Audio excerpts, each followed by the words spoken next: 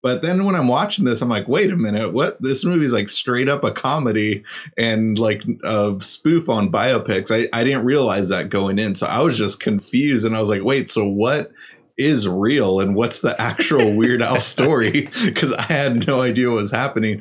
I was wondering if you were going to do a parody of my song, Like a Virgin. I'm curious, is that song autobiographical? Yes. Except for the fact that I've had a lot of sex.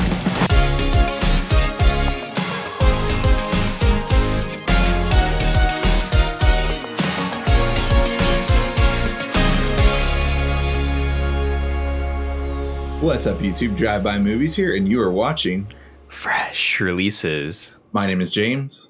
My name is Blaze. And today we're checking out the new film that hit the Roku channel, a first for Drive-By Movies, Weird, the Al Yankovic story. Thank you.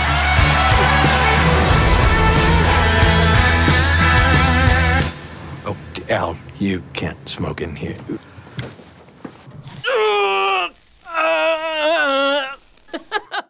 So Weird, the Al Yankovic story hit the TRC, and it explores every facet of Yankovic's life, from his meteoric rise to fame with early hits like Eat It and Like a Surgeon, to his torrid celebrity love affairs and famously depraved lifestyle.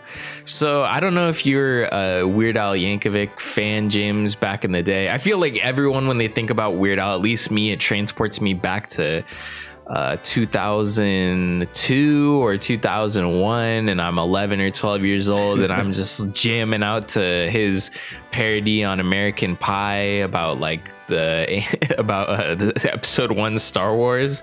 Like, I feel like that's always the song I think of, or I could think of like the Amish song, or even like his later years with White and Nerdy. But I'm always just transported back to just those classic jams and jamming out in middle school to Weird Al Yankovic. Yeah, so it was a blast from the past, honestly. Like, I honestly didn't really, the songs you mentioned, don't ring a bell for me. I of course remember White and Nerdy. I used to have Fuse, and I remember that was on daily downloads top 10 for quite some time. For me, it was really just the spoofs of like Smells Like Teen Spirit and Gangster's Paradise that I remember. And Gangster's Paradise comes up towards the end of this movie. Yeah. Anyways, though, just getting into this film, it was definitely a parody movie. Like, essentially, it felt like if you were to make a Weird Al song that was a parody, but a movie version of it. But it's actually a parody of every biopic, at the same time being, this story of Weird Al that's, far from the truth. I don't feel like there was even one bit of this movie that was honest, to be honest, which is, similar to Weird Al's songs. They're always very crazy, as you see in this movie. They're so far from the original version lyric wise, but the music is actually the same. So this movie, I feel like, nails that Weird Al spirit, but at the same time, for me, I think it nails that spirit of the songs are about interesting for about a minute or until you get to the chorus, but who's gonna listen to 4 minutes of this thing? And it felt that way for me when I was like, the first 5, 10, maybe even 15, I'll stretch 15 minutes were interesting. But for 90 minutes or however long this movie was, it just felt like forever. And I was like, this isn't really funny anymore. It's worn off its charm. The ending was so abrupt, so I even feel like they gave up at one point with the ending. The ending just felt so out of left field, and almost like it wasn't even funny. It was just like kind of shocking that they just ended it the way that they did, because it wasn't even, it's like, I felt like a joke or something. I know it sounds like, oh, it would be funny if it's a joke, but it wasn't funny at all in my experience. Anyways, James, what do you think of this movie? That's a bummer to hear, because my experience was very unexpected. I only went in seeing the original teaser, and the teaser just made it look like it was every other biopic. I was like, oh, I never knew Weird Al had problems with like alcohol, and I never knew he dated Madonna and stuff. I was like, well, right on, I'm down to see this documentary. But then when I'm watching this, I'm like, wait a minute, what? This movie's like straight up a comedy and like a spoof on biopics. I didn't realize that going in. So I was just confused, and I was like, wait, so what is real and what's the actual Weird Al story, because I had no idea what was happening. And I agree, it does kind of like outwears its like welcome kind of for a while, like for a movie that's like an hour and like 45 minutes, I think. Like, I think after about an hour or so, I was like, all right, where's the movie going to go from here and stuff?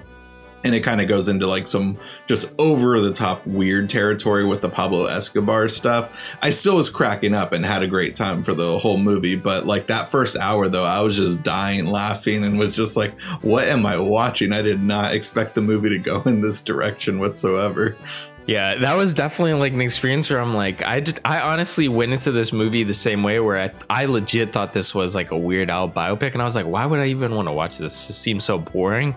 But then like when it's so insane, you're like, okay, they're not taking this seriously at all. They're really going for it with how crazy this is. Just like essentially like a Weird Al song. And I did enjoy that aspect in the beginning. But for me, it just felt like it wore its charm off, because like the jokes were there in the beginning with how outlandish it was, but then it almost goes so far to where anything could happen, and I don't think it would shock me or make me laugh. Like, I'm like kind of expected at that point with how crazy it goes. So it just eventually wears its charm off.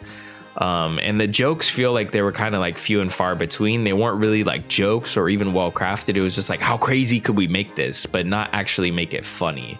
In my eyes, that's at least how it felt for me. A lot of the jokes I feel like just didn't hit for me. Even this like final ending where the movie ends in 1985, but they even showcase songs like Amish Paradise that are literally after 85, which was just like, at least come on and get that correct. So like Coolio is at the I forget, the awards show for some reason. Like Coolio, I feel like wouldn't have been, I don't know, you know, like I know it's a parody, I know it's silly, but this definitely gave me the vibe where it could have been crafted like an Airplane parody, but it really felt like a Scary Movie parody. And I think that's really where my feelings lie for it. Like Scary Movie 1 and 2, good, but I'm talking this, I feel like is a Scary Movie 3 or 4. That's a hardcore diss. Damn. Well, I know you also weren't really a fan of like a futile and stupid gesture. I don't remember. I didn't see that movie at all. So I guess I'm not a fan, but I didn't watch it. Yeah. Oh, okay. I thought you did see that movie, and I thought you weren't a fan, but I like kind of had that same sense of humor. And then also, I know another movie that you're definitely not a fan of, like Walk Hard. It reminded me of both those movies where it feels like the over-the-top biopic story, where like Walk Hard is based off of a fictional character. The other movie I brought up, I know that's based off of the person who created like National Lampoon and stuff. I don't know how realistic that storyline was, because that movie also got ridiculous at times. But this movie like definitely helps with the cameos. Like sometimes it was banking on like, oh, it's Jack Black, you're gonna laugh because you love Jack Black. Like I did find his scenes like relatively funny, but like a lot of this stuff though, like I felt like did kind of hope that you just laugh just because this is a public figure that you recognize and stuff. Like I really like the idea of Evan Rachel Wood playing Madonna, and she was funny, but like I wish they gave her more to do. I feel like just because it just like I felt like she wasn't utilized properly. Like I thought that was like just perfect casting, and like a lot of like dumb movies I feel like would have casted like I don't know, someone who's just like cliche for the role, someone like maybe like Kate McKinnon or something. But I really like the casting of Evan Rachel Wood, but I just wish that she got to like spread out a little bit more within the movie, just because like I thought her character could have been used more versus like, you know, maybe against Rainn Wilson's character, who was funny, but I was just like, what is this character doing though? So this film is actually a Funny or Die movie, and I do feel like it shares a lot of similarities, like kind of what I'm mentioning about. I feel like a lot of Funny or Die clips are really good for their short duration, but if you were to like stretch it out, you really are going to lose a lot of the jokes that you would just pack into like a 4 or 5 minute video, maybe even a 10-minute video, whatever. But like for this, it felt like that was really the case. Like this could have been done really tight at like maybe, I don't know, a certain amount of time and been really funny, but they just kind of stretch it out too much. Like you said, Evan Rachel Wood, she doesn't really have a lot to work with. I think a lot of the problems really come from the script in this movie for me. Like I said, a lot of the jokes really aren't there. It's really just who could we get on screen? Who do we have the connections to get on screen? And it's fun to see a lot of the cameos in this movie, but the script just isn't really there. And you mentioned like this is kind of similar to Walk Hard, a Dewey Cox story, and that film is, yeah, I do see the similarities there, but I do feel like that film actually packed the jokes in. Whether they hit or didn't, I actually am aware that the jokes were there. Where this, I feel like half the time it was really just like, what crazy scenarios or what crazy person can we get on screen playing a character? But really it just felt like a bad improv class at times. And talking about bad things in this movie,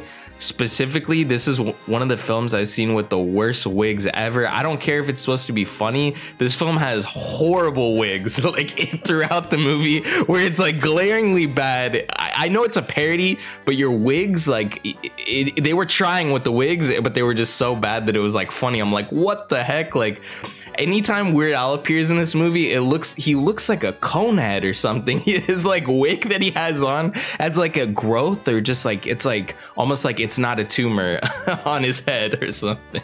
Well, I was just laughing also at the weird, like also him as a kid too, in the flashbacks. Like they were definitely like wearing wigs too. And then I don't know if like they were like making fun, because when we see the like actual photograph, well, never mind, a lot of those are Photoshop. I don't know what was real even in the end credit scene, because I thought like, oh, maybe those are real photos of Weird Al. But then of course we get the shot of him carrying a gun and fighting Pablo Escobar. We know that actually didn't happen, but just like I don't know what to comment on what was real and what wasn't. Yeah, wig wise. Yeah, I don't know. This film has easily some of the worst. If there was a worst wig award at the Razzies, I think this film has it. It has nothing to do with the film, but just the wigs are so bad in this movie. And I know that might be a little nitpicky thing that a lot of people don't notice, but I think once you see a bad wig, it's really hard to get that out of your mind. I have bad wig PTSD sometimes when watching movies, but after watching Samurai Cop. Oh, this was close to that. This was pretty close to that, to be honest. Yeah. One other thing I did want to mention, because it's kind of pivotal to the way that you watch this movie. If you're out of the States, like it's kind of hard to get this movie. I think you literally have to go to illegal sources to obtain this film, because it's available exclusively on the Roku channel. And I think part of the maybe the damper that was put on this film for me was just the level of ads that they put on this movie. I've watched countless movies on the Roku channel, and I feel like the ad usage on the Roku channel is usually not that bad. It's not as good as Tubi, but I mean, we all know Tubi is the best when it comes to not having that many ads in it, especially if you're watching a kids movie. There's no ads usually ever in it. But for this film, yeah, like I checked, and I think all the ad breaks were like 3 minutes, and I think there was about 9 ad breaks, and I was just like, dude, it felt like every scene there was an ad break. It might not sound that much on paper, just 9 ad breaks, but at the end of every scene, like it felt like it was just went to an ad break, and it was so annoying. I was like, this is just not the way I want to watch a movie. Yeah, that did catch me off guard, and I forgot about that. The last movie I watched on the Roku channel was Kindergarten Cop, I remember. And I think there were only ads just at the beginning of the movie and maybe once during the movie. So yeah, it definitely was a big change. Like for a movie that was like an hour and 45 minutes, like I mentioned earlier, it definitely made it at least 2 hours, I'd say, with the ads. And Roku doesn't know me and what I like, so I was getting weird ads, of course, too. So no pun intended there. A lot of Paramount ads. Oh, for really? some reason. Yeah, for me, a lot of Paramount ads. Anyways, like this film for me, I enjoyed Weird Al Yankovic like when I was a child. I guess it's like that childlike humor. This was nostalgic for me, at least hearing all the songs that I enjoyed as a kid.